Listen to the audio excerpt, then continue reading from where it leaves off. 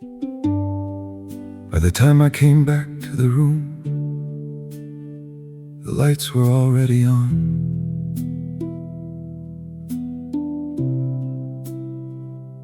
Children's laughter running down the stairs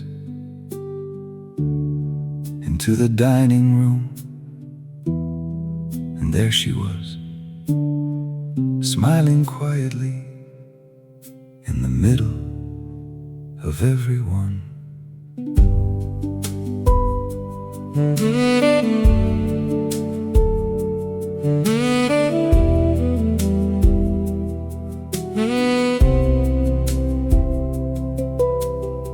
The lobster restaurant was glowing warm that night. A little happy birthday sign leaned against a glass of water.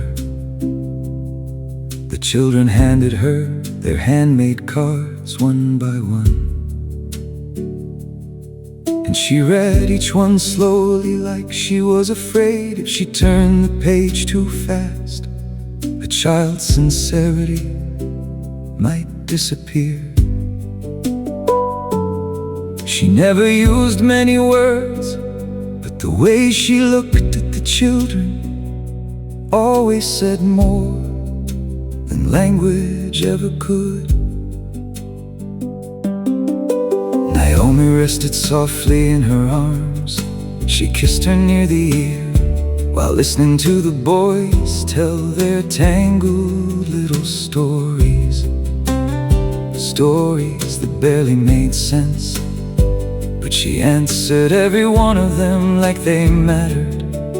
Lego pieces scattered upstairs, and she quietly followed behind, picking them up one by one, so nobody would step on them barefoot and cry. One child bumped his forehead, and she was already there, leaning down gently, blowing on the pain like she had done many years ago. Some people are not good at expressing love, but the warmth that lives inside them can quiet an entire home. She still leaves the light on for everyone. 3 weeks after losing her father, she was still cutting cake for the children, still making room for laughter. She slid the biggest pieces of lobster onto everyone else's plates, while quietly cracking open the smallest little shells for herself,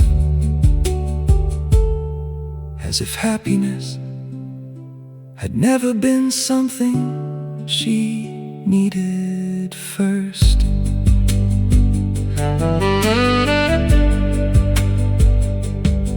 I fell asleep for 2 hours that afternoon. When I woke up, the lights were already on. Someone was cutting colored paper, someone was laughing, someone was holding a baby for photos. And from the kitchen came the sound of tools touching metal. My son squeezed himself under the kitchen sink and slowly replaced the faucet that had been broken for months, the old one with the red ribbon tied around it, warning everyone not to force the handle anymore, was finally gone. And she stood nearby with that quiet light still in her eyes. Ice cream, fruit, desserts, one by one, she placed them back onto the table. The leftovers from lunch were warmed again. Kids got hungry later, adults stayed up talking too long, and somehow she always remembered not to let anyone stay hungry. There are a few photographs that never came out very well, because in those moments I had stopped trying to capture anything and was simply sitting there, watching her. She still leaves the light on for everyone, not because she never gets tired or sad or overwhelmed, but because she knows some homes stay warm. Not because there was never any wind, but because someone quietly keeps the light on. And sitting there among everyone, I suddenly understood the thing I had loved most all these years was that silent light inside her.